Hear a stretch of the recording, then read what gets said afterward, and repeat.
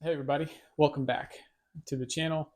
Today I'm going to be talking about what it's like to prepare for meetings as an introvert.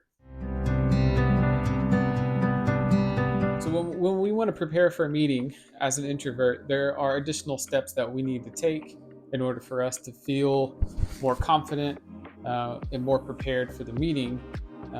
It's you could use this across the board, whether you're an introvert or not. But I'm going to key in on some specific things throughout the video that are for introverts, right? And that are going to help us. So the first thing that I had in my notes is asking for details. And there's two different ways to go about this, right? One of them is you're working with someone. It could be in sales, it could be an account lead that helped set up the meeting, and they're bringing you in for your technical expertise on a subject matter, or you are the one that's initiating this meeting, right? So there's usually two different categories here. And in any case, right, we're going to do this. So the first one is if someone is setting up a meeting for you and they're asking you to come in because they need your help, the first thing that I've always done is ask for more details. And the reason I do that is because if I ask for more details, then I can get better prepared about what the customer is asking for. What are they looking to gain out of a meeting with me that they didn't get out of maybe the initial meeting with somebody else? And that gives me a little bit of background information to help me prepare for the next step, which is doing my homework, right? So if you get your background information, right, and you can now start to understand what message you need to craft, you can start looking at connecting the dots to the background information that you already have on that customer, right? So you know where they operate, what is their target audience, what are their goals, and if this is an individual, what is this individual after, right? Is this individual after something to make themselves look good? Is this something that their boss requested of them and they're just here checking off boxes? These are all helpful things because it can help you in the actual meeting. So I've already talked about it for a second, but I'm going to say it again. So the next piece is preparing your material, right? We could go through, and you have a lot of times you'll have generic material, marketing material that's ready to go to the customer, that is acceptable for public consumption, I'll call it.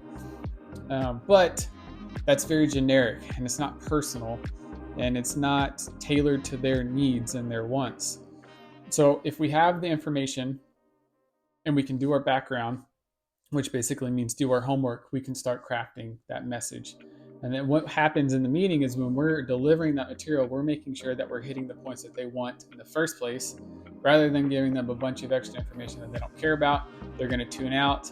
They're not going to have any questions for you. And then you're going to be at the end of the meeting and you're going to be exhausted. When we go into the meeting, right? So we did those first three steps.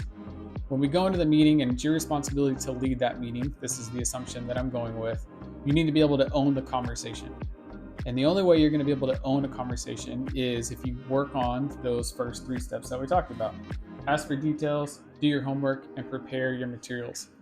This lets the customer know that you are the expert on this material. Right? You were brought in for a reason because you know the material, you know what you're talking about, and if they have questions, they need to know that they can ask you and they're going to get answers for the most part, right? And if you can't get answers, you know who's going to have those answers, and then you can get back to them. This all helps internally, right, with the building up of the meeting and then actually starting that meeting. But we have to keep going. So there's some more pieces in here.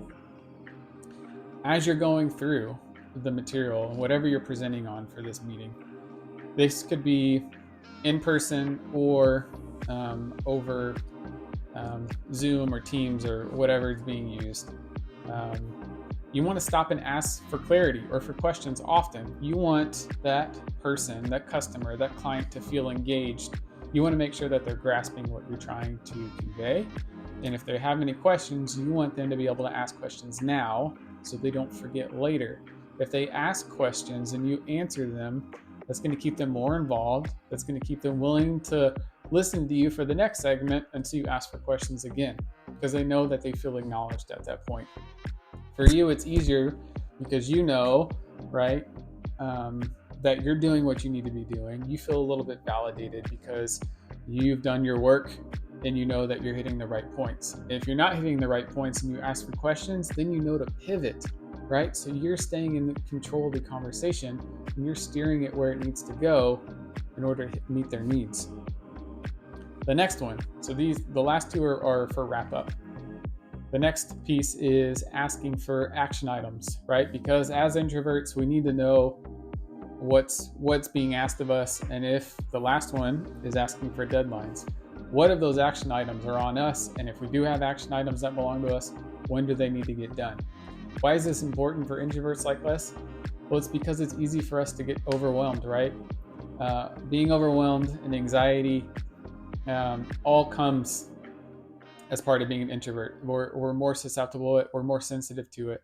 So if we can write down what is expected of us, when those need to be done, it's easier for us to make some sort of to-do list or reminders and make sure we get those things done instead of them looming or having some gray area of, yeah, I think they said that they wanted this, but I don't know when they want it, which is also important why you're the one asking those questions, because you're getting that feedback and you're not finding out through somebody else. So let's recap. We're going into a meeting, whether you're being asked to go into a meeting with someone else within your company, say it's sales, say it's marketing, and they're bringing you in, you're going to ask for details. If you're doing it solo, you're going to try to grab as many details as you can with that customer before the next meeting, so you know what they want. You're going to do your homework. You're going to pull up any background information you have on that customer, and then that's going to help you do number 3, which is prepare your material. Preparing your material helps calm your nerves, helps you put literally pen to paper or a PowerPoint or a Word document what is going to be presented, and then you can prepare your speaking notes. You can start preparing for any questions they may ask, which leads us to the next one, owning the conversation. If you can already start anticipating what's coming next in terms of your presentation, and you can anticipate what questions they may ask, and you already prepared those answers, you're going to be better off for it. You're going to keep your nerves down, and it's going to be easier for you to keep the conversation going. Ask for clarity and questions often. And we want to make sure that they stay engaged because we're answering those questions, or we can get those questions answered. And then finally, for wrap up, ask for action items and ask for deadlines for follow-up, right? All of these things form together into a positive experience, not only for you, but for the customer, right? You stay well prepared, you can stay engaged in a conversation because you already have your material prepared and you're not trying to think off the top of your head, which a lot of us are not good at, including myself. But then you feel fulfilled at the end of the meeting, right? You know what you need to do, and then you can take satisfaction in developing whatever action items or checking off those action items and then presenting that new material to the customer for the next time you meet. All right, so I hope that helps, and stay tuned for my next video next week. Thanks.